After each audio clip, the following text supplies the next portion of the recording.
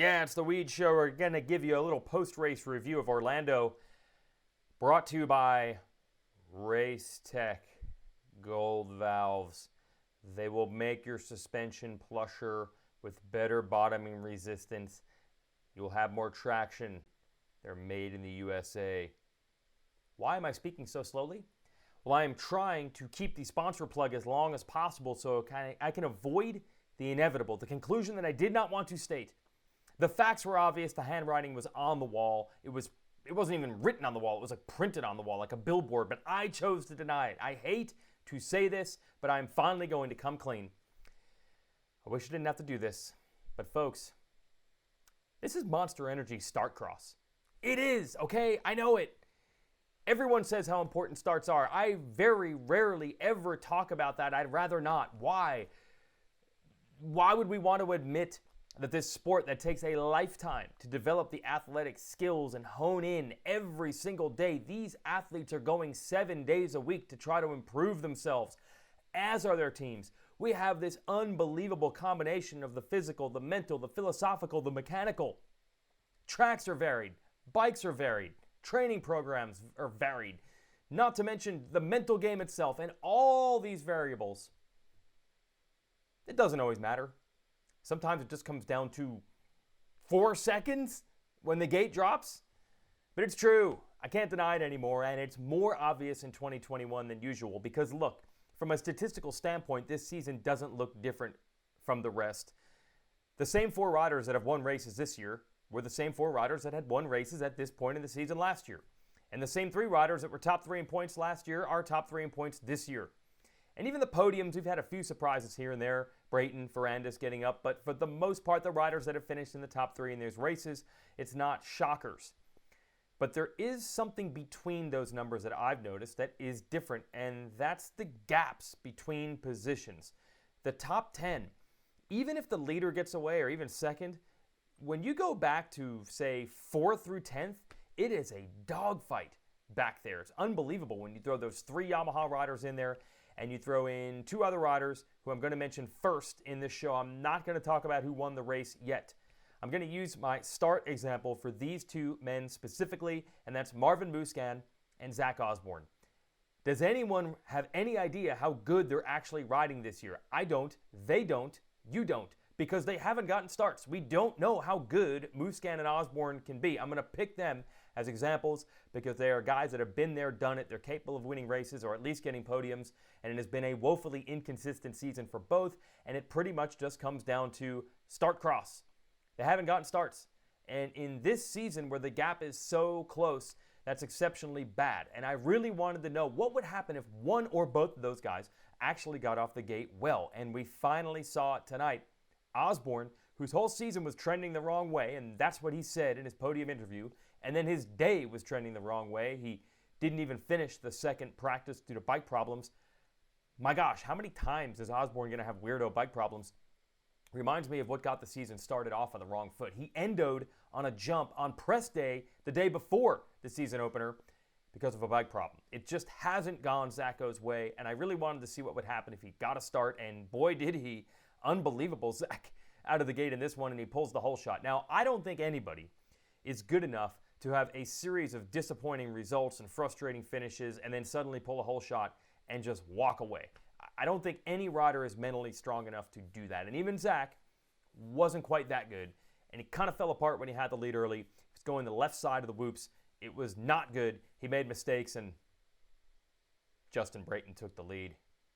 He looked good. He looked good. But Zacho was able to recover and eventually finish this race in 3rd. Wasn't quite as good as he was at round 2 when he was almost catching Eli Tomac for the lead at one point, but it was better than all the other races. And I think at round 2 he still had that momentum kind of built up from last season when he won a race and won the Lucas Oil Pro Motocross Championship. He was really in a hole, and it just took a start to solve that. Same thing for Brayton. Daniel Blair, I don't want to give him credit here, but he did a great job on the television broadcast saying that Brayton was 20th in practice, and then there was Brayton leading the main event. So there's Brayton. The entire night turned around with the start. There's Osborne. The entire night turned around with the start. And now let's get to the story at the front.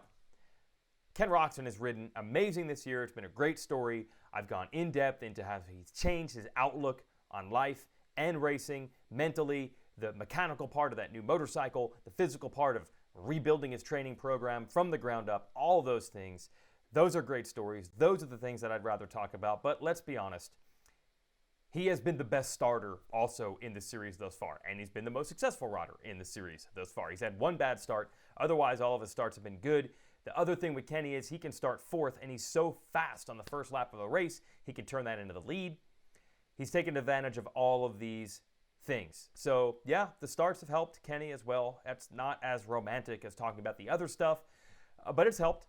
And Cooper Webb, who was the best starter in the series in 2019 when he won the title, his starts have gone away, and that included last week when he was super fast in practice, and we're all, look out, Webb's fired up, he's motivated, and he blew the start in the main, and blew the start in the heat this time, and it just looked like it was trending that direction. Well, Webb got a good enough start this time, and then when Brayton got around Osborne, and Roczen was trying to figure out how to get around Brayton, Webb was right there to take advantage.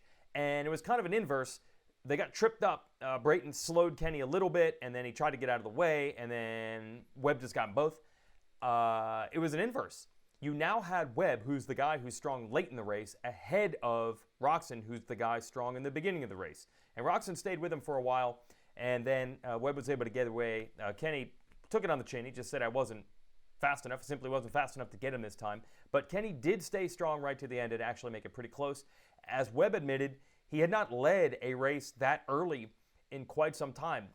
So many of Webb's victories, including the one earlier in the year in Houston, come with late race charges or even last lap events. So it was just different for Webb to be up there. He hadn't gotten the starts in a while. He hadn't found himself in the lead early in the race in a while.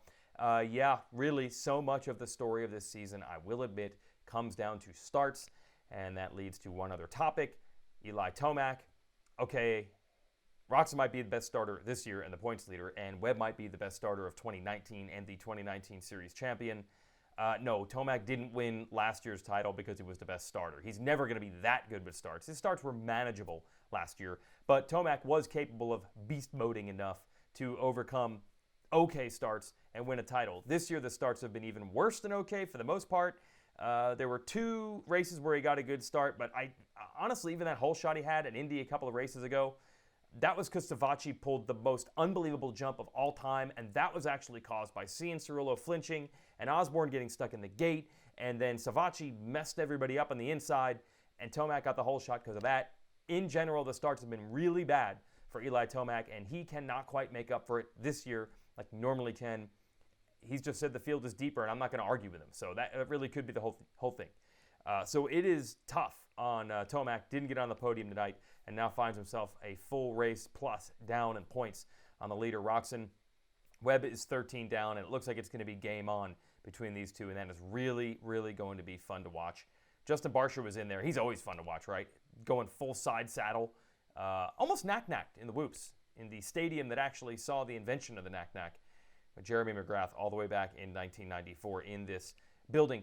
Well, that building. I'm not there. I'm in my building. So that was exciting, actually, for Barcia. He didn't get the start tonight, but he did work his way forward and even shadowed Kenny for a while, but that wild ride of the whoops ended up costing him time to Roczen and allowed Osborne to get by. But look, you have to start up front to make it happen. Webb needed to get his early race and start mojo back. He did, and that really flipped it. I don't know if I can really say that Kenny was way better than Webb last week, and I don't know if I can say that Webb was way better than Kenny this week. It's just the way that it worked out in the early laps led to the win, and that's actually good. Don't come at me here, folks, and say Kenny earned it last week and Webb earned it this week. How could you say that?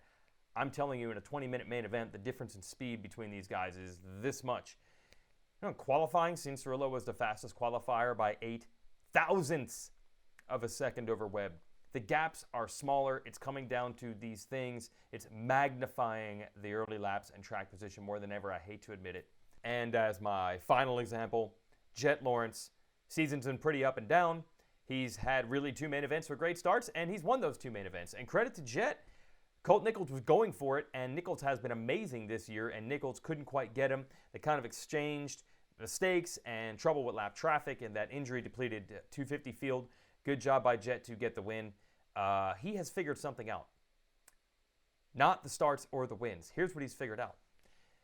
They are now piping the NBCSN interviews not just onto television, but they can be heard inside the stadium as well. That is not the way it has normally worked. There's usually a podium interview that the crowd hears, and then a separate interview for TV. But now the fans are hearing those interviews, and Jet is the only one smart enough to rile up the crowd in his post-race television interview. So you hear the crowd cheering for him during his TV interview, and you do not hear the crowd cheering for anyone else this year or any year in Supercross history. So tip of the visor to either Jet, his super agent Lucas Myrtle, or somebody in his corner, or maybe it's just dumb luck and Jet's just thanking the crowd anyway and not realizing that they can hear him. Either way, he's very innovative. He's getting louder cheers on the podium in a TV interview than any rider in Supercross history because the fans couldn't hear the TV interviews before. Just an interesting little wrinkle there, and the starts really help.